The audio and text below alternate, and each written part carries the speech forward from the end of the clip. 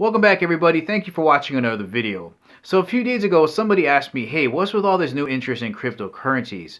And up until recently, my understanding of cryptocurrencies and blockchains was pretty narrow. It was like I was too busy looking at one aspect of it, one tree in this enormous forest of cryptocurrencies and blockchains and all of the problems that they're trying to solve for us in the near future.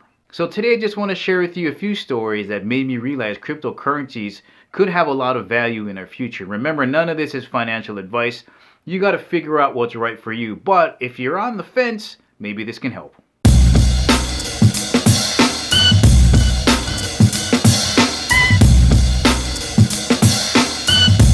All right, let's start from 2012, where I had crypto presented to me from the networking side as a miner.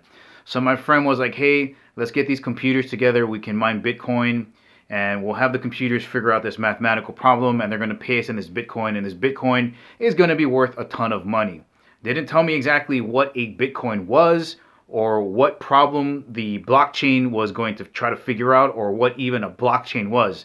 It was just, let's get these computers together, we'll make some Bitcoins and we're going to make a lot of money. And that in itself, when you don't know exactly what's going on, doesn't really spark interest. Now, back then, if it was presented to me from the consumer side and somebody said, hey, there's this new thing called cryptocurrencies, we can invest in it, let's get some Bitcoin. My question would be, well, what is a Bitcoin?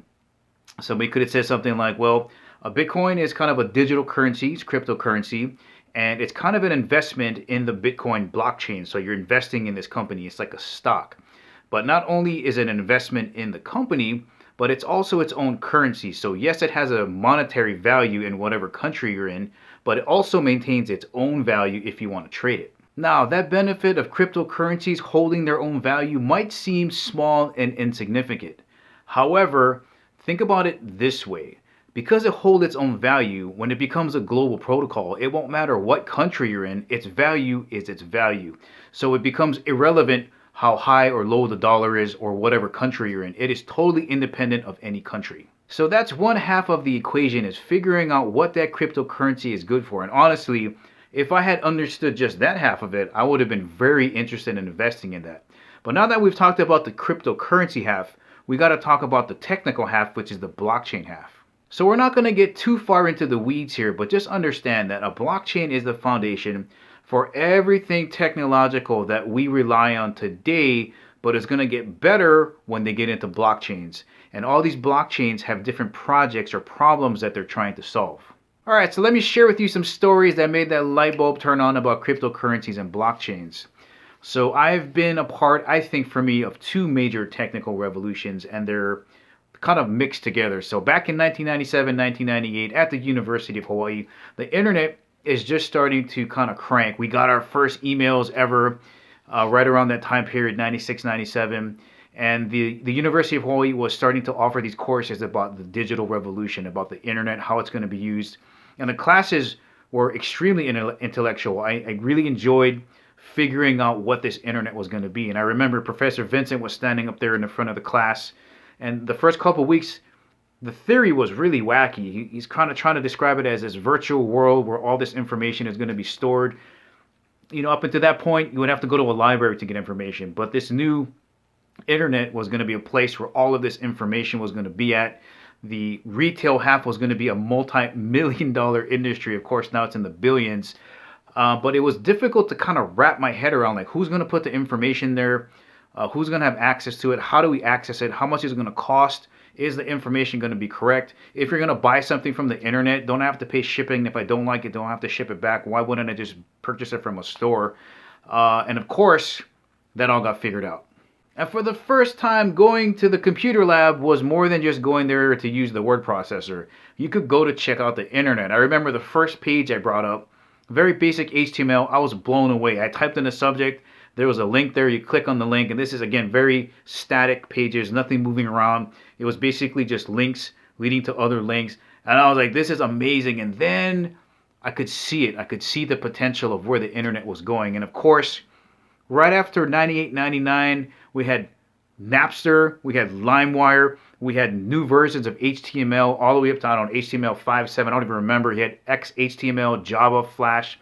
We migrated from Web 1.0 to Web 2.0, and the blockchains are going to support Web 3.0. So there's absolutely no arguing how Web 2.0 has captured us all. We all rely on it. Now we're all streaming all the time on our TVs and our computers. We're all looking at our phones all the time.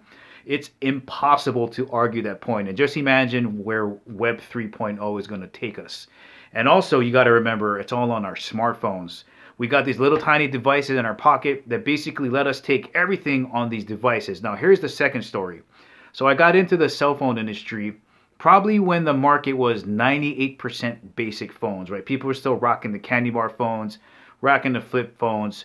BlackBerry was out there for a while. I think Trio probably was the first out there that I seen, and they had two operating systems. They had the Palm operating system and the Windows operating system, and then you had BlackBerry.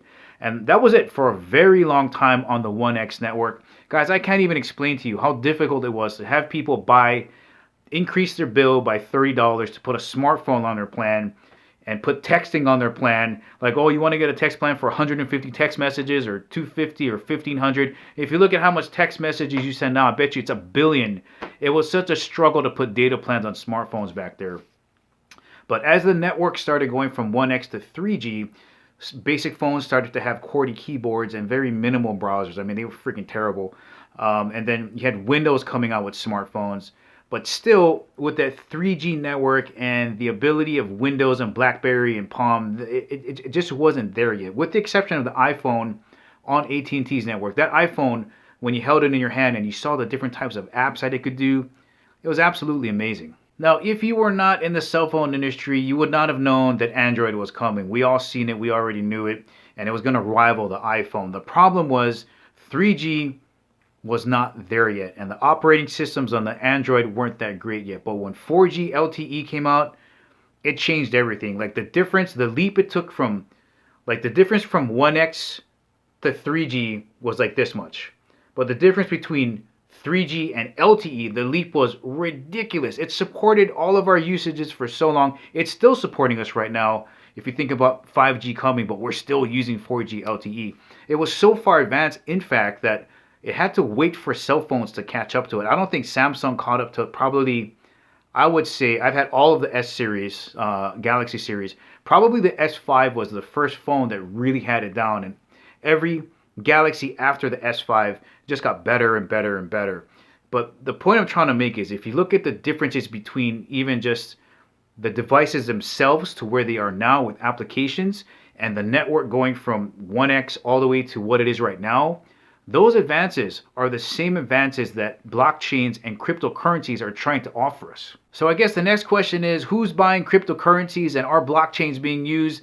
There are hundreds of big time companies not only using blockchains, but they're buying cryptocurrencies. It is way too late to put the toothpaste back into the tube.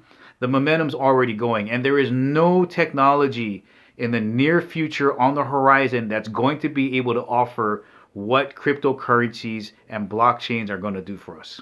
So basically, when I look at cryptocurrencies, it's not a matter of if it's going to work, it's a matter of when it's going to work. And that's going to depend on how many people adopt it and at what rate they're going to adopt it. And I have no doubt that just like Web 2.0 and cell phones and 4G LTE, it's going to be adopted by everybody. So it's just a matter of how fast. And really what that depends on is all of these separate teams like Bitcoin and Ethereum. Can they get these projects up and running so people can start to use them? So again, guys, to me, it's not about if it's going to work, it's about when. Well, all right, guys, I hope you enjoyed that overly simplistic explanation of cryptocurrencies and blockchains and how I got into it. But I hope this helps you kind of decide if it's for you or not. Thank you for watching. I'll catch you in the next video.